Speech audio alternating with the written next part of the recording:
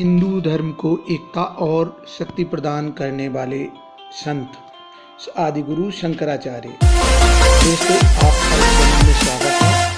नमस्कार दोस्तों। पूर्व मध्य युगीन भारत में एक अद्वितीय संत हुए। वे एक संत पुरुष ही नहीं अपितु एक महान विद्वान पुरुष भी थे। इसके अतिरिक्त हिंदू धर्म को एकता और शक्ति प्रदान करने में उनका अपूर्व सहयोग रहा। उन्होंने पंचायतन पूजा को प्रारंभ करके हिंदू धर्म के विभिन्न संप्रदायों को एक दूसरे के आराध्य देवों के प्रति सहिष्णुता का भाव उत्पन्न करने के लिए प्रयास किया। तो हाँ दोस्तों, बात करते हैं आदिगुरु शंकराचार्य के जीवन चरित्र के बारे में। क्या उनका सिद्धांत था और उन्होंने आत्मा के अस्तित्व को किस रूप में स्वीकार किया, इन सभी बातों पर इस वीडियो के माध्यम से चर्चा करेंगे। तो दोस्तों, हिंदुओं को अपने इष्ट देवता के माध्यम से सभी हिंदू देवताओं के प्रति श्रद्धा रखने की प्रेरणा देने वाले संत थे आदिगुरु शंकराचार्य। पंचायतन पूजा के अनुसार एक हिंदू 5 देवताओं यथा विष्णु, शुक्र, शक्ति, गणपति और सूर्य की पूजा करता है। अपने इष्ट देवता को बीच में रखकर वह चारों देवताओं को उसके चारों ओर रखकर पूजन करने का व्यवधान उन्होंने हिंदुओं को प्रदान किया, जिसके द्वारा उन्होंने विभिन्न देवताओं को पूजने वाले हिंदुओं को एक मंच पर एकत्रित करने का प्रयत्न किया। वे उसमें सफल भी हुए। विष्णु, शिव, लक्ष्मी, शक्ति, सूर्य आदि सभी के उपासक शंकराचार्य के तर्क से प्रभावित हुए और उन्होंने एक दूसरे के इष्ट देवताओं की श्रद्धा से उपासना करना स्वीकार किया। समाज को धर्म पर नियंत्रित और अनुशासित रखने के लिए उन्होंने 4 मठों की स्थापना की और ये 4 मठ थे। दक्षिण में मैसूर में श्रृंगेरी मठ, उत्तर में जोशी मठ, पूर्व में जगन्नाथपुरी में गोवर्धन मठ और पश्चिम में द्वारिकापुरी में द्वारिका मठ। इनकी स्थापना की, जहाँ के मठाधीश शंकराचार्य की उपाधि ग्रहण करके आज भी हिंदू धर्म की सुरक्षा का प्रयत्न करते हैं। दर्शन की दृष्टि से शंकराचार्य अद्वैतवादी अर्थात परमात्मा और आत्मा एक ही हैं वेदांत धर्म के समर्थक थे। अपने इस धार्मिक कार्य को करते हुए उन्होंने अप्रत्यक्ष हिंदू राष्ट्र को एक सूत्र में पिरोने और संगठित करने का भी कार्य किया। कह सकते हैं कि शंकराचार्य ने पूरे राष्ट्र को एक करने का भी प्रयत्न किया। दक्षिण भारत में त्रावणकोर राज्य में कालिटी नामक एक सर्वथा अपरिचित गांव में एक साधारण हिंदू ब्राह्मण परिवार में श्री शंकराचार्य जी का जन्म हुआ था। उनके पिता का नाम शिवगुरु और माता का नाम आर्यम्बा था।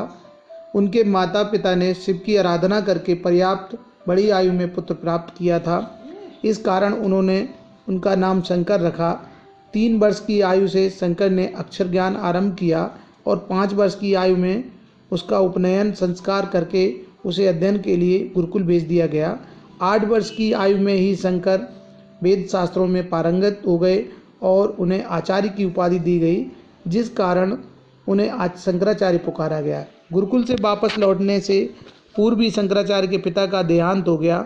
अपने पिता का दाह संस्कार करने के पश्चात वे 1 वर्ष तक अपनी माता के साथ रहे, परंतु शंकराचार्य की आकांक्षा सन्यासी बनकर हिंदू धर्म और समाज की रक्षा और उन्नति करने की थी, जबकि उनकी माता उन्हें सन्यासी बनने की आज्ञा देना नहीं चाहती थी।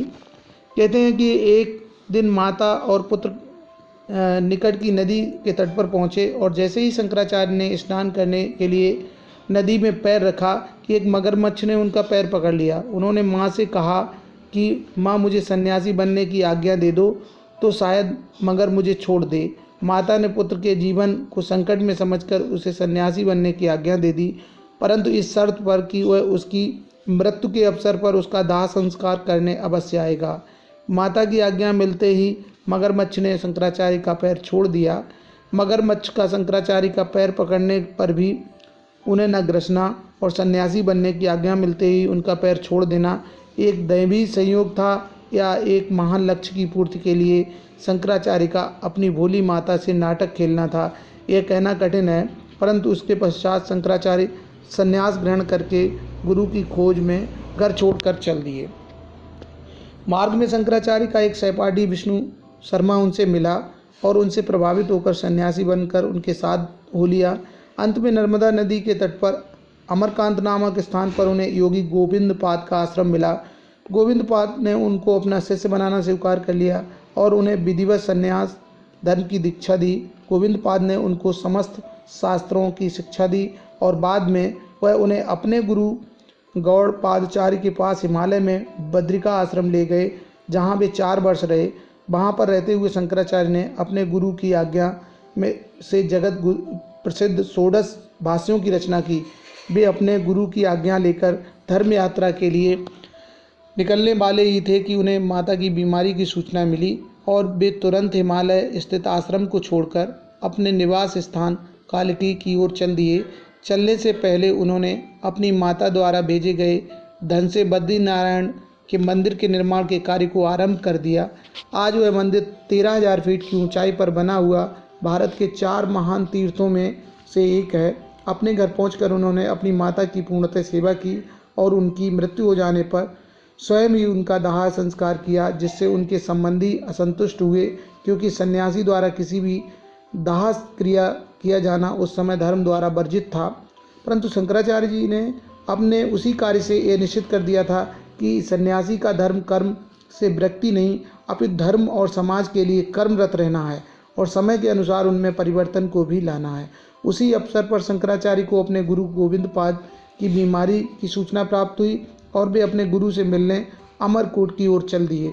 शंकराचार्य जी ने मिलने के पश्चात ही गुरु गोविंदपाद की मृत्यु हो गई, परंतु अपनी मृत्यु से पहले उन्होंने शंकराचार्य को धर्म विजय करने की आज्ञा दी और उसकी सफलता के लिए उन्हें आशीर्वाद भी दिया।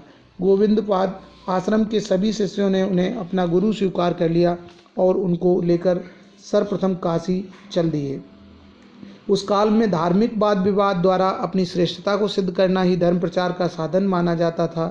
काशी में उन्होंने इस कार्य को आरंभ कर दिया।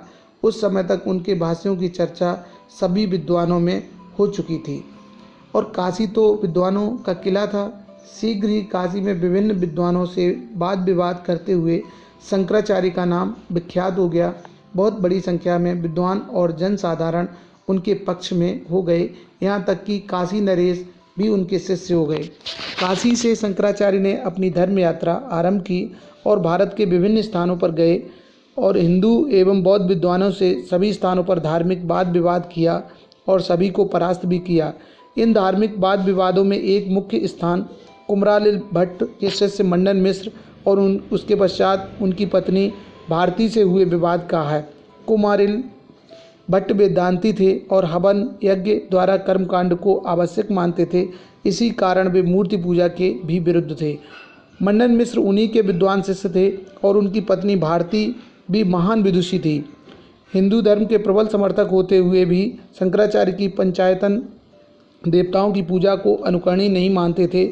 वे भी अन्य मीमांसाओं की भांति शंकराचार्य को प्रच्छन्न बौद्ध मानते थे, क्योंकि शंकराचार्य ने मंदिर निर्माण और मूर्ति पूजा को मान्यता प्रदान कर दी थी।